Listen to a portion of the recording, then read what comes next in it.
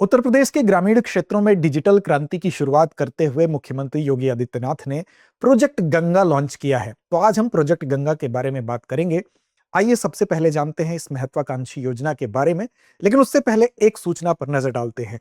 सूचना यह है कि आपको द न्यू सेशन सेल के अंतर्गत मिल रही है 13 जून तक हमारे सभी स्टेट पीसीएस के ऑनलाइन कोर्सेज पर 50% तक की छूट। यानी कि आप चाहे यूपी पीसीएस हो, बीपीएससी हो, आरएएस हो, एचसीएस हो या किसी भी स्टेट पीसीएस जो यहाँ पर मेंशन है उसमें अगर आप ऑनलाइन कोर्सेज में छूट चाहते हैं तो इसके लिए डिस्क्रिप्शन में आपको लिंक दिया होगा। उस लिंक के माध्यम से या दृष्टि लर्निंग ऐप को डाउनलोड करके इस छूट का लाभ आप उठा सकते हैं 13 जून तक। तो याद रहे, अप टू 50% ये डिस्काउंट आपको मिल रहा है। साथ साथ यूपीपीसीएस की बात करें तो हमारे ऑनलाइन कोर्सेज, चाहे वो फाउंडेशन कोर्स से रिलेटेड हो, प्रीलिम्स परीक्षा को टारगेटेड हमारा जो प्रिपरेशन के लिए जो बैच है उससे हो, या आरओ एआरओ के लिए बैच हो, या अन्य पर भी आपको ऑनलाइन कोर्सेज पर 50% तक की छूट मिल रही है। 13 जून तक ही छूट है, तो इसके लिए डिस्क्रिप्शन के लिंक को आप फॉलो करिए। उस लिंक पर क्लिक करके आप छूट का लाभ उठा सकते हैं या दृष्टि लर्निंग ऐप को डाउनलोड कर सकते हैं। और मन में अगर कोई भी सवाल है तो सवाल के लिए आप कॉल कर सकते हैं हमारे नंबर 8750187501 पर।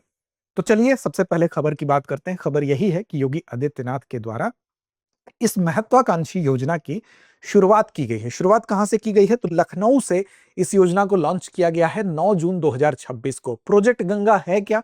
तो इसके तहत कोशिश ये की जाएगी कि जो 57,000 ग्राम पंचायतें हैं उन पंचायतों को वहां पर हाई स्पीड इंटरनेट कनेक्टिविटी जो है वो प्रदान किया जाएगा। और इससे लगभग 20 लाख से अधिक जो परिवार होंगे, यानी कि 20 लाख से ज्यादा परिवार इससे इसका लाभ प्राप्त कर पाएंगे। और इसके माध्यम से जो मुख्य बात यह है कि हाई स्पीड ब्रॉडबैंड इंटरनेट पहुंचाकर गांवों को डेवलपमेंट से जोड़ने की कोशिश की जाएगी। तो यहां पर बेसिकली जो प्रोजेक्ट गंगा है जिसको कि लॉन्च किया गया है, इसका उद्देश्य क्या है? तो उद्देश्य यही है कि 57,000 ग्राम पंचायतों को और 20 लाख से अधिक परिवारों को हाई स्पीड इंटरनेट से कनेक्ट किया करने की कोशिश यहां पर इसके माध्यम से होगी। अब इससे चाहे वो शिक्षा हो, चाहे वो स्वास्थ्य हो, चाहे वो ई गवर्नेंस हो या रोजगार के अवसर हो, इन सभी क्षेत्रों में लाभ देखने को मिलेगा। तो मुख्य तिथि आपको याद रखनी है 9 जून 2026। इस दिन ही प्रोजेक्ट गंगा को लखनऊ से लॉन्च किया गया है। 57,000 ग्राम पंचायतें कनेक्ट होंगी। और last model digital connectivity, last model का मतलब कि अंतिम कोई सीमांत गांव भी है तो उसको भी डिजिटल कनेक्टिविटी के माध्यम से कनेक्ट किया जाएगा। और पहले चरण की अगर बात करें तो इसमें इस पहले चरण में 21 जो जनपद हैं, 21 जनपदों को इससे कनेक्ट करने की योजना है। तो पहले चरण में 21 जनपद, उसके बाद नेक्स्ट चरण में बाकी जनपदों पर काम किया जाएगा। अब ये क्या है? तो बेसिकली डिजिटल इंडिया कह लीजिए या ग्रामीण विकास कह लीजिए या डिजिटल सशक्तिकरण की तरफ में बढ़ता हुआ ये कदम है। तो इसी खबर के आलोक में थोड़ा सा और बात करेंगे कि प्रोजेक्ट जो गंगा है इसकी विशेषता और लक्ष्य के बारे में हमने बात कर ली कि वास्तव में इससे लाभ क्या होगा। तो देखिए, इससे सबसे पहला लाभ होगा शिक्षा के क्षेत्र में। यानी कि आजकल जैसे ऑनलाइन शिक्षा की हम बात करें, ऐसे एक दूर दराज के गांव जहां पर बच्चे डायरेक्ट ऑफलाइन किसी अच्छे संस्थान में जाकर नहीं अगर पढ़ पा रहे हैं, तो ऑनलाइन शिक्षा एक दूर दराज के सीमांत गांव में भी अगर डिजिटल कनेक्टिविटी बेहतर है तो वो उससे उस क्षेत्र में बेहतर प्रभाव देखने को मिलेगा। टेलीमेडिसिन की अगर बात कर लें, या अगर कोई किसी डॉक्टर से संपर्क करना चाहता है, अगर ऑनलाइन ही उससे परामर्श लेना चाहता है, तो बहुत से ऐसे रोग हैं जो टेलीमेडिसिन के माध्यम से जिनका निराकरण किया जा सकेगा। तो इससे दूसरा फायदा स्वास्थ्य के क्षेत्र में देखने को मिलेगा। इसके अलावा सरकारी योजनाएं, तमाम ऐसी सरकारी योजनाएं हैं जो कि ऑनलाइन जिनका लाभ उठाया जा सकता है। तो ई गवर्नेंस भी हम कह सकते हैं, ई गवर्नेंस में भी सुधार मिलेगा। और सबसे बड़ी चीज कि ऑनलाइन शिक्षा के माध्यम से या अन्य ऑनलाइन गतिविधियों के माध्यम से जो स्किल डेवलपमेंट है, यानी कि जो कौशल विकास है, वो किया जा सकेगा।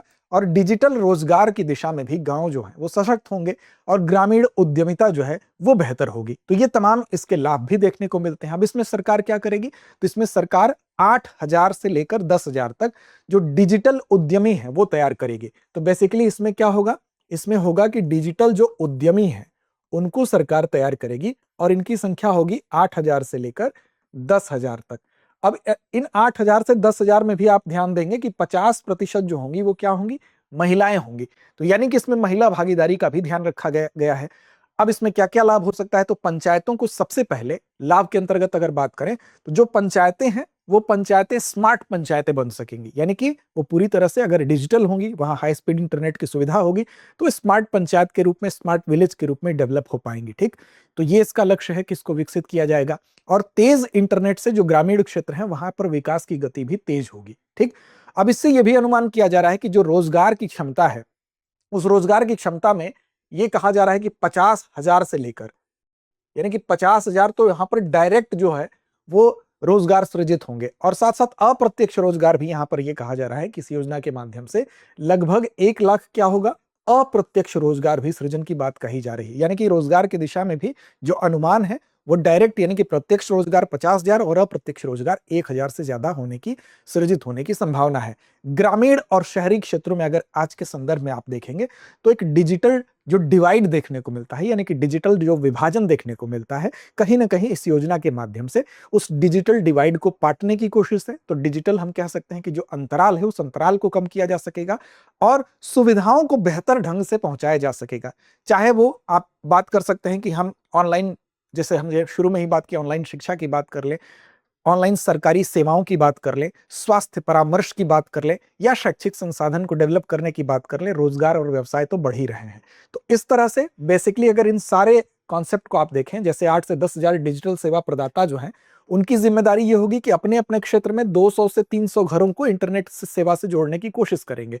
तो हर सेक्टर वाइज जो डिवीजन होगा उससे क्या होगा, जैसे अभी 21 जनपदों की बात की जा रही है, तो 21 जनपदों के माध्यम से अभी शुरुआत हो रही है, लेकिन इस तरह से धीरे धीरे 57,000 हमारी जो ग्राम पंचायतें हैं वहां पर इस डिजिटल अवसंरचना के मजबूत होने से शिक्षा, स्वास्थ्य, टेलीमेडिसिन, हर दिशा में जो है एक विकास की गति देखने को मिलेगी। और हम कह सकते हैं कि जो आत्मनिर्भर भारत का लक्ष्य रखा गया है, जो विकसित भारत का लक्ष्य रखा गया है, उसको प्राप्त करने का मजबूत आधार भी ये तैयार करेगी। तो ये इसके लाभ हैं, यानी कि स्मार्ट विलेज, विकास की गति और सेवा वितरण में सुधार, 50,000 से अधिक प्रत्यक्ष रोजगार, 1 लाख से अधिक अप्रत्यक्ष रोजगार, और डिजिटल जो डिवाइड है उसको पाटने में ये सहायता करते हुए विकसित भारत और आत्मनिर्भर भारत बनने की दिशा में एक मजबूत पहल के रूप में देखा जा रहा है।